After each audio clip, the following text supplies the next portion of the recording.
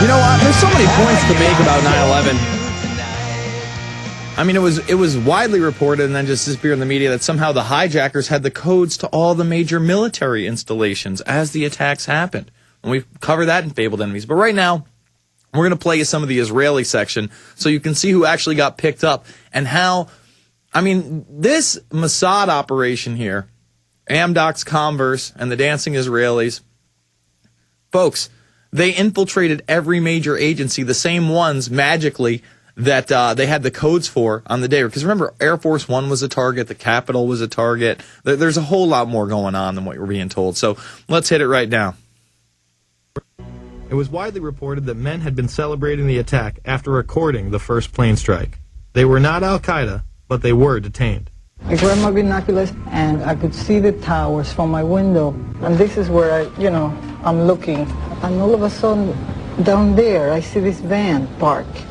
And I see 3 guys on top of the van. And I could see that they were like happy. You know, they didn't look shocked to me. You know, they didn't look shocked. There was a group of Israelis, some of whom later were revealed as Mossad assets, who were arrested after cheering and high-fiving and videotaping the crash of the airplanes into the World Trade Towers. Several other men were detained after a van full of explosives was stopped outside of Manhattan. Earlier we had heard that an FBI spokesperson said that there was a report on the George Washington Bridge, which is another facility which you folks are responsible for policing, a report that there had been a van stopped there that had explosives. Asked this week about another sprawling investigation and the detention of 60 Israelis since September 11th, the Bush administration treated the questions like hot potatoes. I would just refer you to the Department of Justice with it. I'm not familiar with the report. I'm aware that some Israeli citizens have been detained. With respect to why they are being detained and the other aspects of your question, whether it's because they are in intelligence services or what they were doing, I will defer to the Department of Justice and the FBI to answer that. On March 6, 2002, a draft report from the DEA said it may well be an organized intelligence gathering activity. Despite all of this, all the Israelis were let go without any espionage charges being filed. Fox News anchors Brit Hume and Carl Cameron would do a 4-part investigation into these allegations in December of 2001 and yield stunning results. It has been more than 16 years since a civilian working for the Navy was charged with passing secrets to Israel. Jonathan Pollard pled guilty to conspiracy to commit espionage and is serving a life sentence. At first, Israeli leaders claimed Pollard was part of a rogue operation, but later took responsibility for his work. Now, Fox News has learned some U.S. investigators believe that there are Israelis again very much engaged in spying in and on the U.S. Since September 11th, more than 60 Israelis have been arrested or detained, either under the new Patriot anti-terrorism law or for immigration violations. A handful of active Israeli military were among those detained, according to investigators, who say some of the detainees also failed polygraph questions when asked about alleged surveillance activities against and in the United States. Investigators suspect that the Israelis may have gathered intelligence about the attacks in advance and not shared it. A highly placed investigator said there are, quote, tie-ins, but when asked for details, he flatly refused to describe them, saying, quote, evidence linking these Israelis to 911 is classified. I cannot tell you about evidence that has been gathered. It's classified information. Now, when the FBI investigated, it quickly unraveled to be the largest foreign spy ring ever uncovered inside the United States, the largest. Even the Soviet Union had not been spying on the United States as much as Israel has been doing. So the FBI started to round up these spies. They started to arrest them very quietly, and they were about halfway through this process of rounding up this spy ring when 9/11 happened. Numerous classified documents obtained by Fox News indicate that even prior to September 11th, as many as 140 other Israelis had been detained or arrested in a secretive and sprawling investigation into suspected espionage by Israelis in the United States.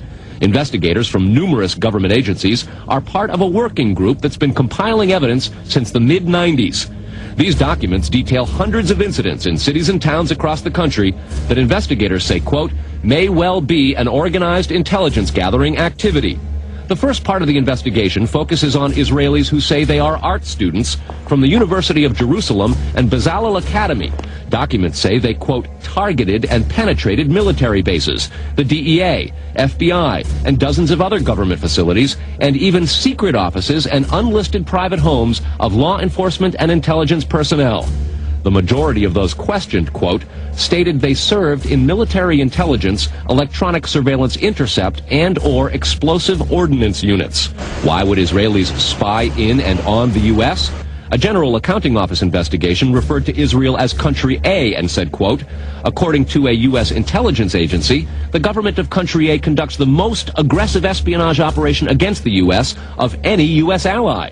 The document concludes, quote, Israel possesses the resources and technical capability to achieve its collection objectives. What about this question of advanced knowledge of what was going to happen on 9/11?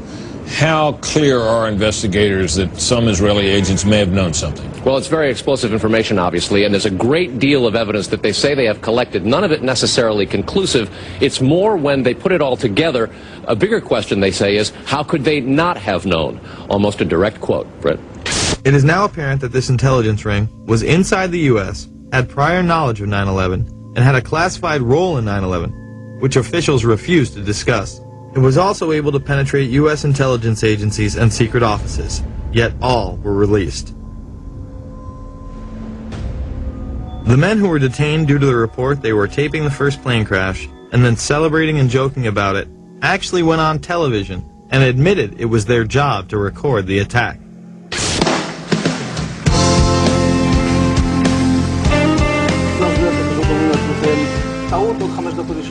And at that point, we were taken for another round of questioning, this time related to our allegedly being members of Mossad.